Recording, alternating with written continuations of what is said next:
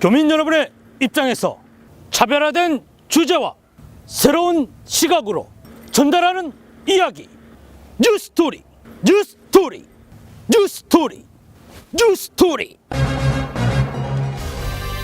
한인들의 애환을 대변해주고 진정한 동반자적 관계가 되어야 할 한인회가 그동안 여러 가지 의혹으로 도마에 올랐던 이유와 앞으로 나아갈 방향에 대해 뉴스앤포커스에서 집중 분석해보았습니다.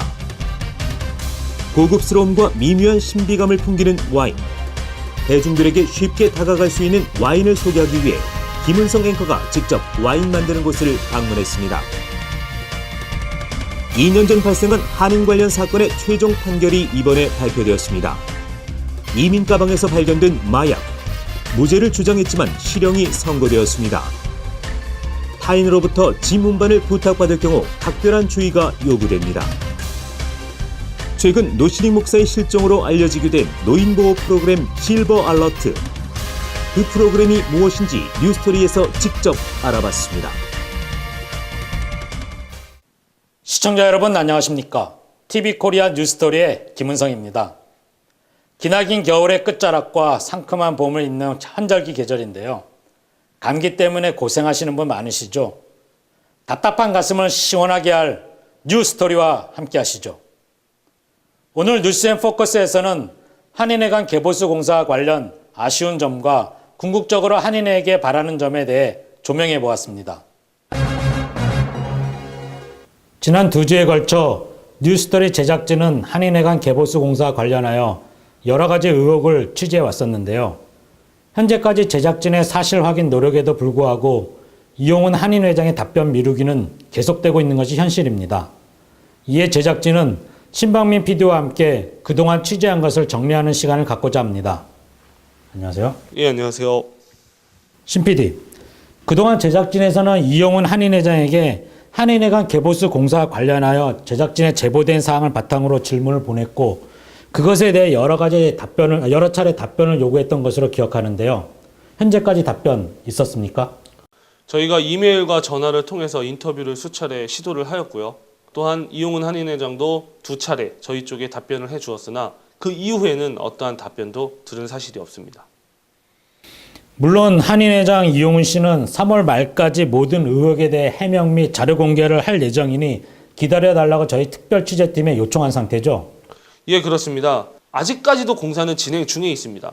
그러나 공사가 이미 완공식을 치렀다는 점, 한인회관 개보수 공사의 완공식을 치렀다는 점, 그것이 첫 번째고요. 두 번째의 경우는 후원금 혹은 기부금이 이미 다 받아들여졌고 그거를 바탕으로 해서 연방정부로부터 매칭 펀드가 얼마나 받아지는지까지도 공표를 한 상태인데 그 정리가 된 기부금 리스트, 기부자 명단 혹은 후원자 명단을 아직까지도 발표하고 있지 않다는 점. 그리고 마지막으로 세 번째는 개보수 추진위원회가 있었는데 그것이 중간에 사라졌다는 점. 이 세 가지는 사실 상당히 납득하기 어렵고 아직까지도 의문으로 남고 있습니다. 그 외에도 울산 시립무용단에서 퀸 엘리자베스 극장에서 공연한 꽃신에 대해 수익금이 얼마나 발생했는지 또 기부자 명단 공개를 미루고 완공식을 서두른 이유가 무엇인지 등에 대해서도 의문을 제기한 상태죠. 예, 앞서 말씀드린 것처럼 한인회관 개보수 공사가 완벽하게 끝나지 않았음에도 불구하고 완공식을 이미 치른 이유에 대해서 저희가 분명히 질문을 보내드렸고요. 그러나 이용훈 한인회장은 그거에 대한 어떠한 답변도 하지 않았습니다. 또한 꽃신 공연의 경우도 울산시 측과 저희가 인터뷰를 한 결과를 말씀드리자면은 울산시는 꽃신 공연을 할 당시에 모든 경비는 울산시 측에서 직접 다 부담을 했었다라고 저희 쪽으로 입장을 표명한 상태이며 또한 그 꽃신 공연에 대한 수익금이 얼마나 났는지도 저희가 질문을 드렸으나 역시 한인회 측에서는 어떠한 답변도 주지 않았습니다. 그렇군요. 제작진에서 이번 한인회관 개보수 공사에 노인회로부터 큰 도움을 받았다는 사실도 취재 결과 드러났는데요. 그 내용은 노인회가 주체가 되어 한인회관 지분공사를 하였고 그 지분공사가 한인회와는 별개로 진행이 되었다는 점이었죠. 그리고 공사비 잔금을 업체에 지불하기 위해 현재도 많은 고충을 안고 있다는 사실도 이게 알게 된 거죠? 예, 그렇습니다. 노인회가 시작한 한인회관 지분공사는 한인회가 시작한 한인회관 개보수 공사보다 먼저 진행이 되었고요. 이 공사 같은 경우는 연방정부로부터 25,000불을 지원받아서 시작을 하게 되었습니다.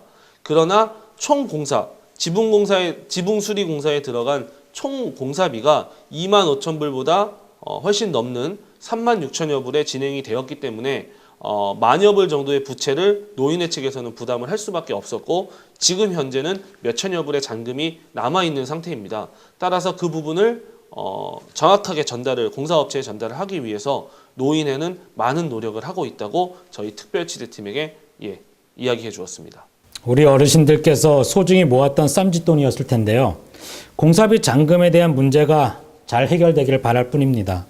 또한 어르신들의 한인회에 대한 깊은 뜻을 우리 한인회에서 잘 헤아주길 바랄 뿐이군요.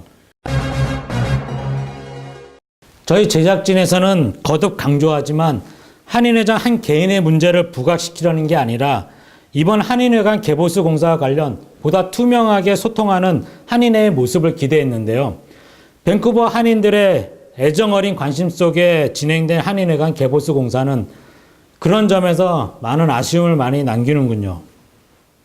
예, 그렇습니다. 사실 한인회의 이런 어떤 문제들이 이번 한 번만 발생된 것은 분명히 아니었습니다. 과거에서부터 한인회가 안고 있었던 고질적인 문제들도 있었고요. 또 중간중간에 이렇게 터져 나온 큰 사건들도 분명히 존재를 했었습니다. 따라서 한인 사회에서는 사실 한인회가 많이 잊혀져 가는 단체였고요. 무슨 역할을 하느냐 혹은 한인회가 있는 것이 사회에 어떤 도움이 되느냐 이야기가 나올 정도로 실제 한인 사회에서는 한인회의 역할 그리고 비중이 작아진 것이 사실입니다. 다만 중요한 사실은 한인회 자체가 한인들 사이에서는 구심점의 역할을 해야 하고 이런 한인회가 계속해서 발전해 나가야 앞으로 지역에 사는 한인 2세, 3세들에게 많은 도움을 줄 수 있다는 부분이 있습니다. 따라서 한인회는 지금껏 보여주지 못한 어떤 구심점의 역할을 제대로 보여줘야 할 시기가 오지 않았나 그렇게 생각을 하고 있습니다. 이번 한인회관 개보수 공사로 인해 한인회장의 리더십 문제, 소통의 문제가 대두될 수밖에 없을 것 같은데요. 에드먼튼에서 작년 개관한 한인회관은 우리에게 주는 시사점이 남달라 보이는군요. 취재진이 특별히 타 지역 한인회는 어떻게 운영되는지 알아보기 위해 지난 수년간 한인회관 신축 공사를 진행했던 에드먼튼 한인회와 연락을 취했었죠. 그곳 운영 실태 어떻던가요? 일단 에드먼턴 한인회의 경우 밴쿠버 한인회와 가장 달랐던 부분은 공사를 추진함에 있어서 관리를 할 수 있는 관리위원회 혹은 관리감독위원회가 있었다는 점이었습니다. 따라서 물론 장기간에 걸쳐서 공사를 진행해야 하기 때문에 불협화음 혹은 문제가 없을 수는 없겠지만 그래도 투명한 공사를 진행하기 위해서 상당히 노력한 흔적들을 저희는 확인을 할 수가 있었고요. 또한 현재 완공이 된 상태고 거기 계신 한인분들이 많이 이용을 하기 때문에 정말 뜻깊은 그런 공사였다라고 에드먼턴 한인회 정유성 회장은 전하였습니다. 물론 오랜 기간 다양한 모금 활동을 벌이면서 문제가 없지는 않았을 텐데요. 그럼에도 불구하고 교민들과의 소통과 투명한 일처리를 통해서 역사적인 한인회관 개관을 성공적으로 이루어낸 것에 대해서는 박수를 보내고 싶군요. 물론 이용훈 한인회장의 한인회관 개보수 공사도 그 추진력과 기부금 매칭 펀드를 통해서 성공적인 개보수 공사 비용을 충당하려고 했던 밴쿠버 한인회의 노력은 물론 인정할 만합니다. 다만 추진하는 과정에서 여러 가지 의혹들이 발생하고 그러다 보니까 그 의미가 퇴색되는 것 같아 안타까울 뿐이군요. 이번 기회를 통해서 그런 어떤 옛 모습들을 벗어버리고 정말로 한인 사회의 구심점의 역할을 할 수 있는 그런 단체로 거듭나길 바라고 있습니다. 이제라도 밴쿠버 한인회가 한인회관 개보수 공사와 관련하여 그 투명성을 확보하고 한인의 본래의 목적 및 역할인 교민과의 소통을 통해 한인들의 눈물과 애환을 진정으로 대변해주고 한인들의 위상을 드높이는 데 더욱 노력해 줄 것을 기대해 봅니다. 지금까지 신광민 PD와 함께였습니다. 감사합니다.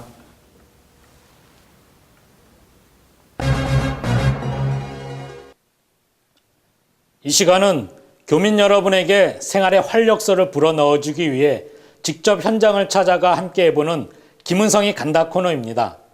오늘은 제가 어디를 찾아갔는지 함께 확인해 보시죠. 여러분 안녕하십니까? 김은성이 간다! 오늘은 제가 와인에 대해 배워보기 위해 이곳을 방문했는데요. 이곳에서는 고객의 요구에 맞게 와인을 직접 만드는 곳이라고 합니다.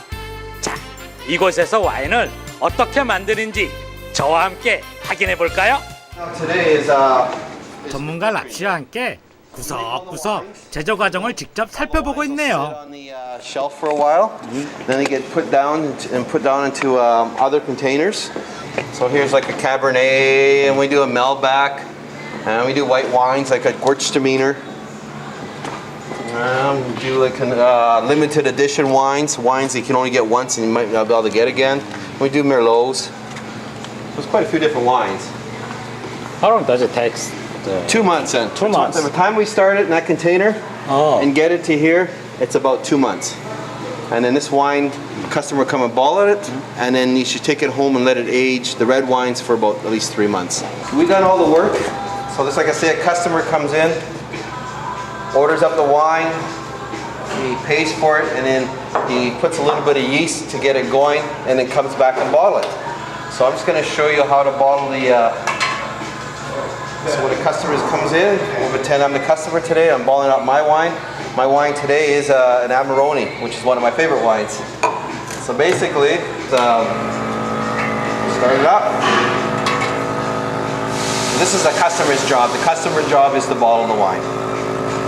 병에 와인을 담는 과정을 보여주셨는데 뭐라? 생각보다 너무 간단한데요? Stops when it's full. So when it gets full, it stops. You don't have to worry about it. If you left it too long, it just fills up the container. Just take it off. You put it in the corker. Put the cork in. Corks it. And then I put a label on it.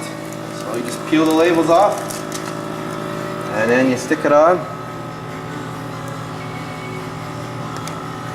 If it goes on crooked, you have a little bit of a drink, and then it straightens out. You just put it in the machine, you pull it out, and you leave it in there for about 5 seconds or so. And then you have a nice shrink top on the bottle of wine. So there's a bottle of wine. We're like a winery, but a smaller version of a big winery.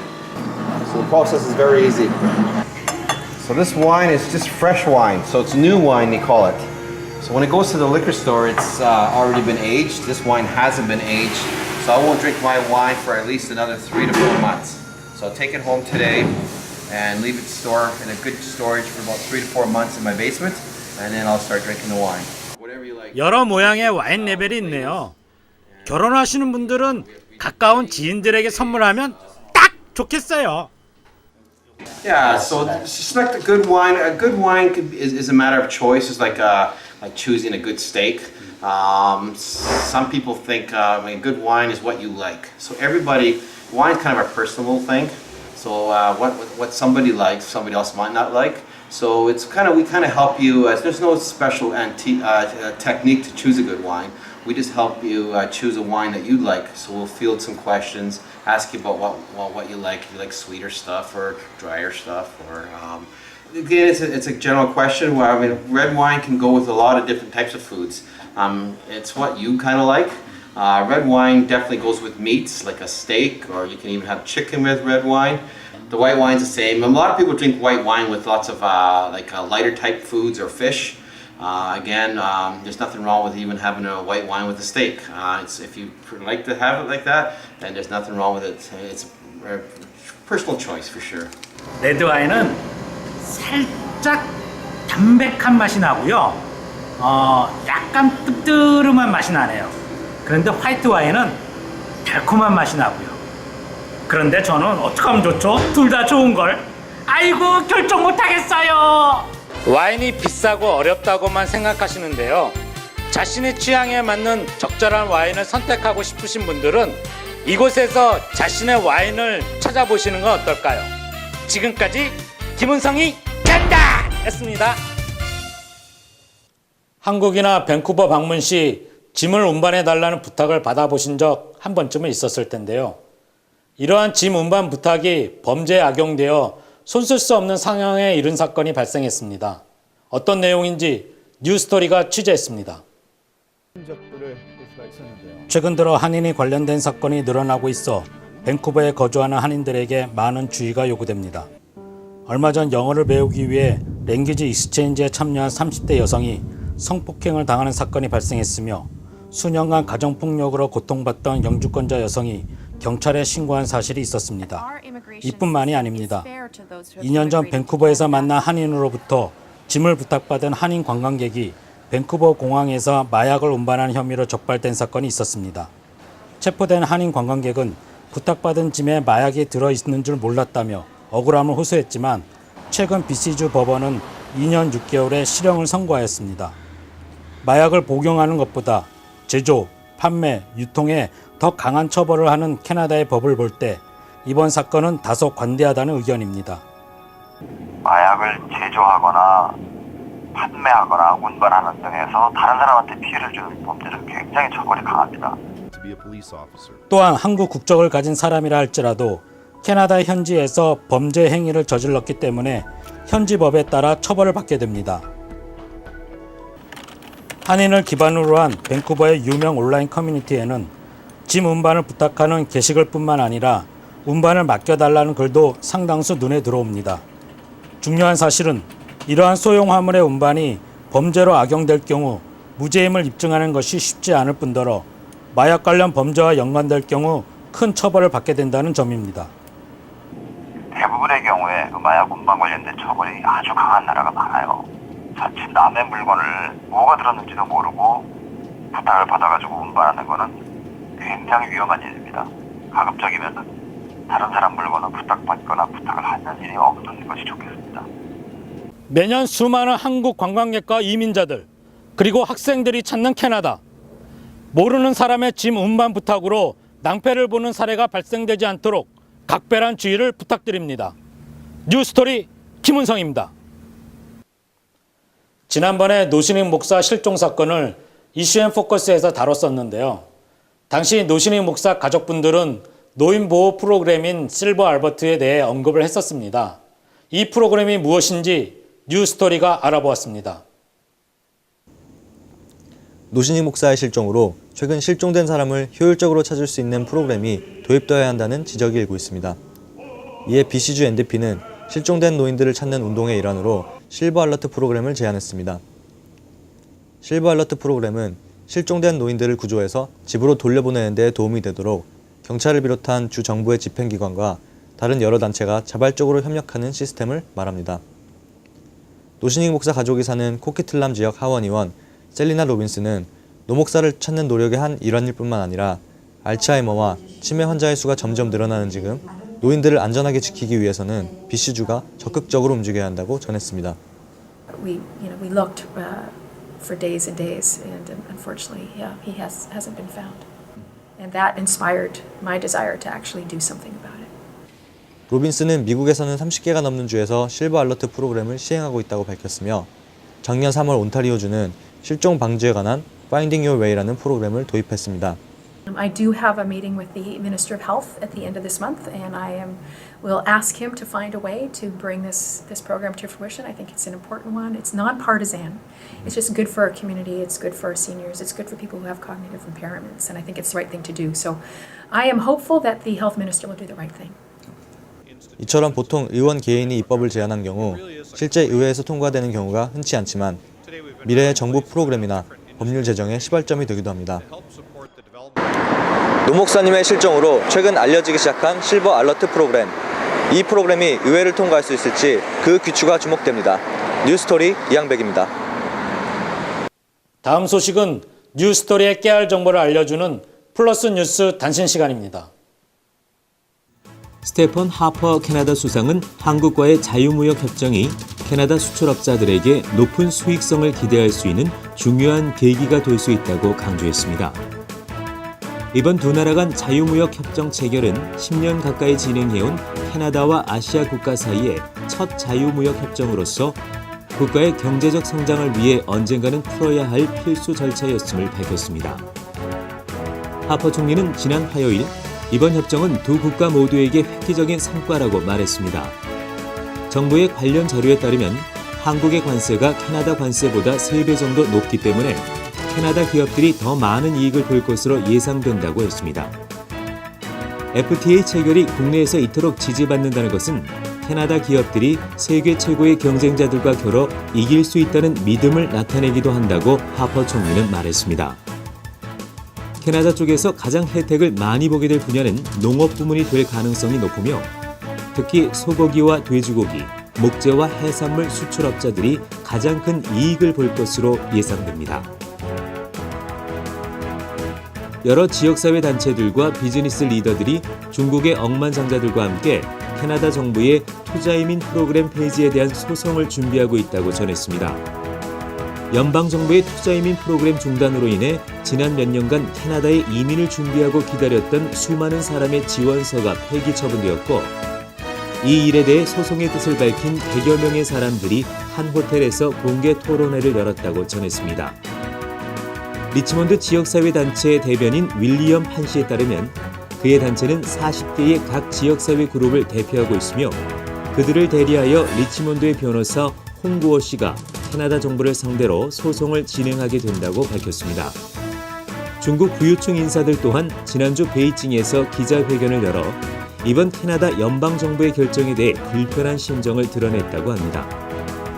연방이민국 장관 크리스 알렉산더는 지난 화요일 중국 미디어와 가진 전화 기자회견에서 소송을 준비하고 있는 중국의 억만장자들에 대해 캐나다 정부는 경제이민 프로그램이 캐나다에 직접적인 이득을 가져올 수 있도록 모든 조치를 취할 것이라고 말했습니다.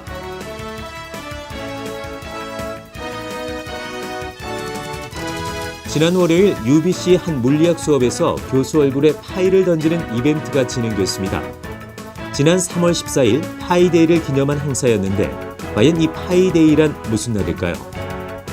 파이데이는 프랑스의 한 수학자가 고안해냈다는 설이 있지만 진위 여부는 확인되지 않고 있습니다. 한국에서는 화이트데이로 더 많이 알려진 이날은 천재 물리학자 알베르트 아인슈타인의 생일이기 때문에 아인슈타인에게서 파이데이의 기원을 찾는 이들도 있다고 합니다. 파이데이가 알려지기 시작한 것은 1990년대 초반 미국의 하버드와 MIT, 영국의 옥스퍼드 등 유명 대학에서 수학을 전공한 학생들이 파이 클럽을 만들어 파이데이를 기념하는 행사를 열기 시작하면서부터라고 합니다. 원둘레와 지름의 비를 나타내는 수학 기호인 파이를 소수점 아래 5자리까지 표기하면 3.14159인데요. 파이데이를 기념하는 이들은 3월 14일 1시 59분에 수학의 발전을 기원하며 3분 14초가량 묵상을 하고 체리파이나 애플파이 등 파이 종류의 음식과 파인애플을 먹는다고 합니다. 또 피나콜라다를 마시며 해피 버스데이 투 유를 해피 파이데이 투 유로 개사한 파이데이송을 부른다고 합니다. 웨스트 밴쿠버에 살고 있는 오형석 씨로부터 온 사연입니다. 지난주 조주연 씨 사연 소개에 깜짝 놀랐습니다. 사실 주연 누나는 현재 같은 회사 동료이고 회사로 출근하는 길에 누님 집이 있어서 태우러 간 거였고 그렇게 고마워할 것까지는 없었던 것 같은데 살짝 당황했었습니다.